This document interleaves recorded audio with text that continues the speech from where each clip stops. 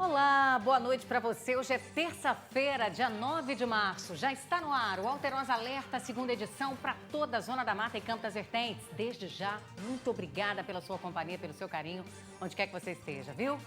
Quer ficar bem informado? Então fique comigo.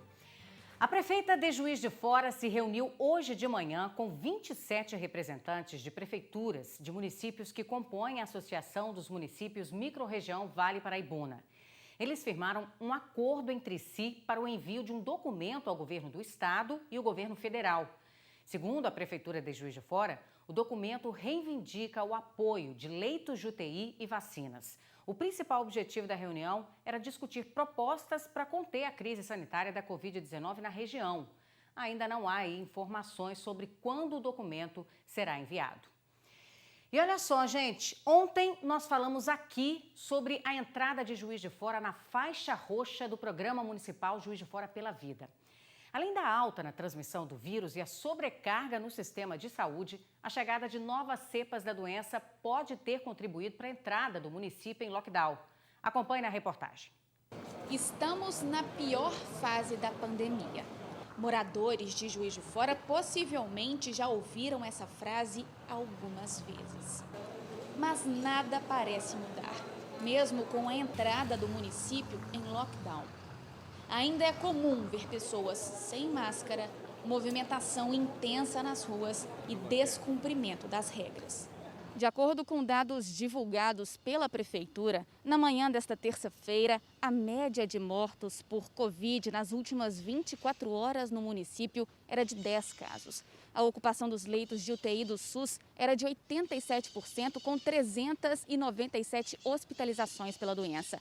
Para tentar evitar o colapso no sistema de saúde, mais 22 leitos devem ser abertos em Juiz de Fora esta semana. Ao longo dessa semana, a expectativa é que a gente amplie consideravelmente o número de leitos disponíveis para atendimento, àqueles que precisam na UTI. De acordo com o coordenador do Fórum JF pela Vida, indicadores indiretos, como o aumento do tempo de internação e do número de jovens doentes, demonstram a possibilidade da presença de novas cepas da Covid na cidade.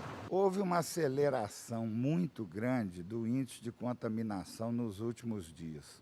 No dia 28, que era o 12º dia depois da terça do carnaval, nós estávamos com 0,93 de IRT, o que é uma situação ainda relativamente segura. Entre o dia 28 e o dia 4, nós passamos para 1,3, o que indica uma aceleração do processo de contaminação muito grande.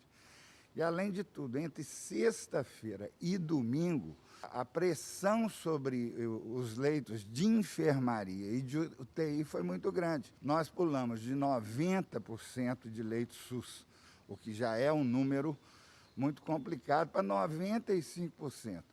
As novas cepas que estavam principalmente se espalhando no Nordeste, no Sul e no Centro-Oeste, agora chegaram com força nessa região de Minas e do Rio de Janeiro. Na tarde desta segunda-feira, um grupo de comerciantes se reuniu no Parque Alfeld para manifestar contra a implementação do lockdown. A gente pode ter as duas coisas na mesma vertente. É o combate à pandemia e o combate à crise econômica na mesma vertente. É isso que nós queremos. Segundo médicos infectologistas, o distanciamento social e o lockdown são a base para evitar a transmissão viral. Quanto mais um vírus circula, mais espaço é aberto para a mutação da doença e surgimento de novas variantes. Quanto maior o número de pessoas infectadas, maior a frequência de replicação viral e, com isso, maior a chance, a probabilidade de surgirem mutações. E dessas mutações surgem as variantes, vírus novos com sequenciamento genético diferente. E, eventualmente, com características que tornem esse vírus mais apto para sobreviver no ambiente. O não controle da transmissão viral é o que permite a maior chance de surgimento de novas variantes. Assim como surgiu o P1, assim, a de Manaus, já como surgiu a do Reino Unido e a sul-africana, podem surgir outras, se já não, eventualmente não surgiram, que sejam mais graves para a gente. Agora, a gente não saber com certeza se existe ou não né, na nossa região a circulação de novas variantes é um segundo problema. Por quê? Isso mostra quão frágil foi o investimento em transmissão viral, quão frágil foi o investimento em vigilância epidemiológica.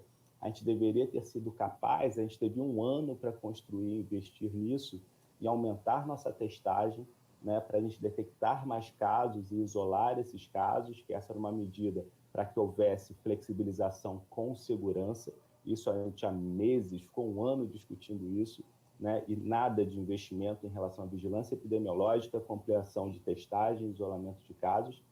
E a segunda coisa é a capacitação para essa mesma vigilância epidemiológica de fazer sequenciamento genético e identificar a emergência, o surgimento de novas variantes. Para quê? Para se intensificar essas ações de vigilância e de isolamento com o surgimento dessas novas variantes. Pois é, claro que os cuidados podem serem melhorados cada vez mais, o poder público está fazendo a parte dele, mas cabe a cada um de nós, população, fazermos a nossa parte também. Quanto mais mantermos o isolamento social, mais rápido Juiz de Fora sai da faixa roxa. Simples assim. E por falar em Juiz de Fora, a Prefeitura procurou a Polícia Civil, gente, para denunciar ameaças que estariam sendo feitas nas redes sociais. Os alvos das ameaças são a prefeita Margarida Salomão e o vice-prefeito Kennedy Ribeiro. O secretário de Segurança Urbana e Cidadania da Prefeitura de Juiz de Fora, ele publicou um vídeo falando da ocorrência. Acompanhe comigo. Chegou ao nosso conhecimento uma denúncia de umas ameaças ocorridas nas mídias sociais por uma determinada pessoa e acionamos prontamente a nossa inteligência da Guarda Municipal para que apurasse se realmente certificamos a existência dessa denúncia, inclusive com ameaças envolvendo inclusive a utilização de armas, e isso a gente não permite de forma alguma. Portanto, estamos apresentando neste momento uma notícia-crime junto à Polícia Civil do Estado de Minas Gerais para a apuração e investigação dessa denúncia. Que fique claro que a democracia não coaduna com ameaças, com violências, com qualquer tipo de manifestação desse sentido. O que acreditamos, sim, é numa democracia onde todos e todas têm o direito à manifestação, com respeito, em paz e que não ameace nenhuma pessoa. A ameaça foi dirigida à nossa prefeita, autoridade máxima do município, Margarida Salomão, e ao seu vice Kennedy. Portanto, neste momento estamos encaminhando essa denúncia, essa notícia-crime, para as devidas apurações. Não adianta ameaçar a autoridade política, não é esse o caminho, deixa a Polícia Civil agora investigar. Vou dar uma paradinha, gente, vou para um rápido intervalo, volto já já.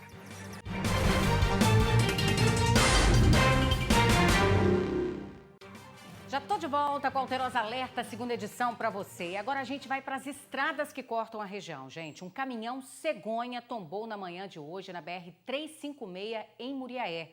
O veículo transportava 5 carros usados e seguia de Belo Horizonte para Muriaé. Segundo o Corpo de Bombeiros, o motorista de 46 anos de idade teria perdido o freio quando descia a serra de Pirapanema e não conseguiu evitar que o caminhão capotasse. Olha só o estrago, o caminhão saiu da pista ali no cantinho, o homem não se feriu, mas os veículos que estavam no caminhão foram todos danificados. Deu pra gente ver aí nas imagens que ficaram completamente amassados. Ainda bem que ele não se feriu, né? Home office, atividades remotas nas escolas e isolamento social. Tudo isso mudou muito a realidade das mulheres na sociedade. A pandemia fez com que a população feminina precisasse se desdobrar em jornadas duplas e até triplas. A Marcela é fotógrafa e mãe do Manuel e da Alice. Ela atua de forma autônoma no mercado de trabalho. O escritório dela sempre foi dentro de casa, mas desde o início da pandemia da Covid-19, ela precisou dividir o espaço com as atividades escolares do filho mais velho. Desde antes da pandemia mesmo, né, a gente sempre dividiu muito bem as tarefas, né? Eu e o Igor aqui, a gente tem as mesmas obrigações de lavar a louça, de arrumar a cama, a casa em geral, roupas, crianças, tudo mais. Mas agora, com a pandemia, complicou mais, porque sempre tem que ter um à disposição deles. Antes da pandemia, né, quando eles estavam na escola, a gente tinha esse período de que nós dois podíamos trabalhar ao mesmo tempo, e agora com a pandemia não, né? Tem sempre um que está, né, com as crianças e o outro está trabalhando. O Manuel tem 7 anos. Mesmo tão pequeno, ele já tem consciência de que a vida da mãe não tem sido fácil, não.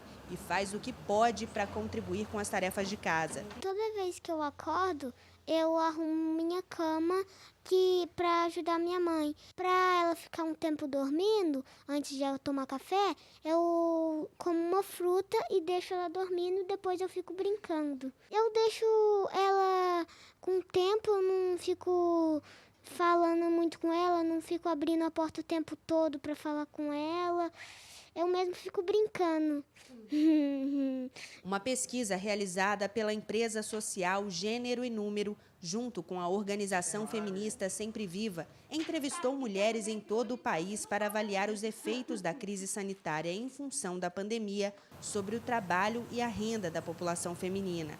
Segundo os dados divulgados, 41% das entrevistadas consideram que estão trabalhando mais do que o que trabalhavam antes do isolamento social. Se não houvesse essa divisão entre mim e o Igor, seria impossível, assim, trabalhar, cuidar das crianças. Eu teria que escolher um deles e não tem como, né? Só cuidar da casa e não trabalhar. Não tem como só trabalhar e não cuidar das crianças, né? Enfim. Segundo a pesquisa, o principal motivo seria a relação entre trabalho e as atividades domésticas. O problema é que nem todos os lares brasileiros são como o da Marcela.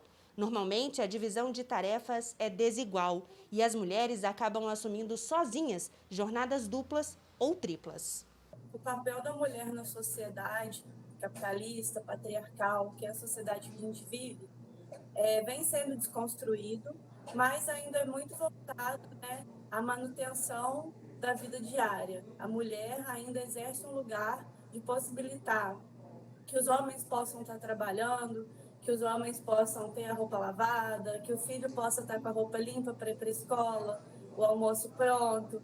E na pandemia, esse contexto, né, se agrava ainda mais, porque a partir do momento que muitas mulheres estão trabalhando em casa, não existe separação entre o espaço doméstico e o espaço de trabalho. Muitas das vezes estão trabalhando e os filhos estão ali, não tem escola, não tem creche, os filhos estão ali. Então, a dificuldade de se organizar, a dificuldade de ter a separação entre o momento do trabalho, o momento do descanso e do lazer, e principalmente o aumento de violência doméstica, da dificuldade das mulheres denunciarem as violências que sofrem por estar em casa o tempo todo, muitas das vezes com os agressores, e não poder ter um outro espaço fora de casa, né? Um espaço público ser negado nesse contexto.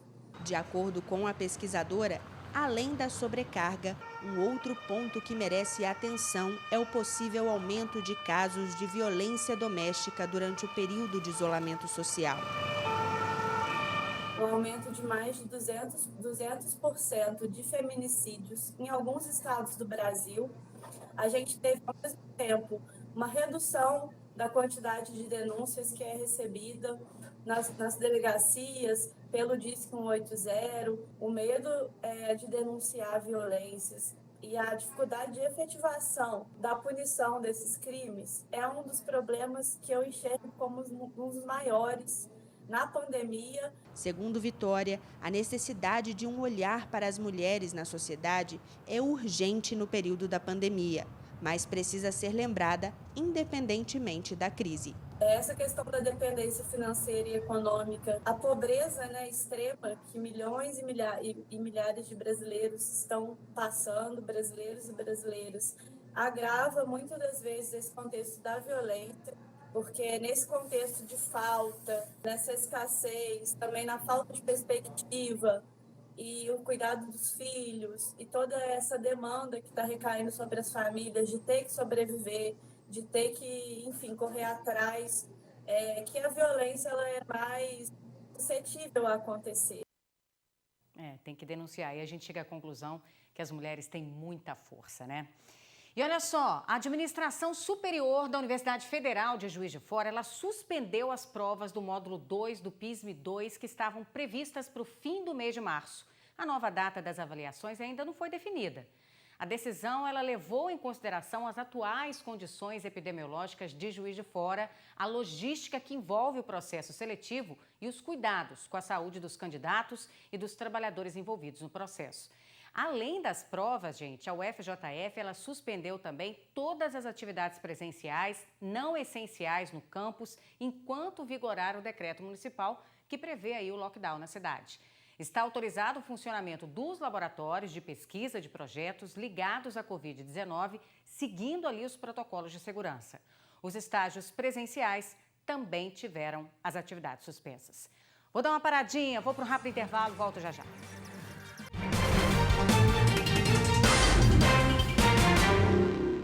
Muito bem, já estou de volta com a Alterosa Alerta, segunda edição para você. A gasolina está mais cara no Brasil a partir de hoje. Pois é, um aumento aí de 8,8%.